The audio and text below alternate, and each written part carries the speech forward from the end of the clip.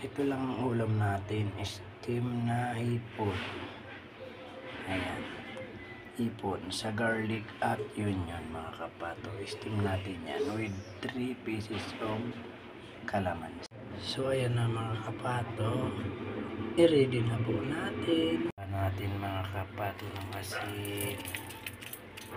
Okay, lagyan natin kunti paminta para pampagana. Ayan mga kapato.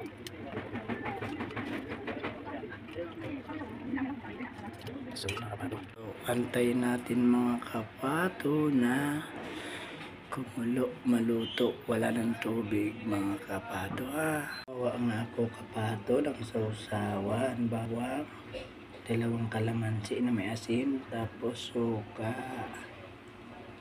So yan mga kapato. Mga kapato, maluto na. Kain na po tayo mga kapato, luto na po. Luto na po mga kapato, kain na tayo, pipino, kamote, steam hipon sa garlic na yun at sibuyas. Siyempre may sausawan mga kapato, ganito yan mga kapato.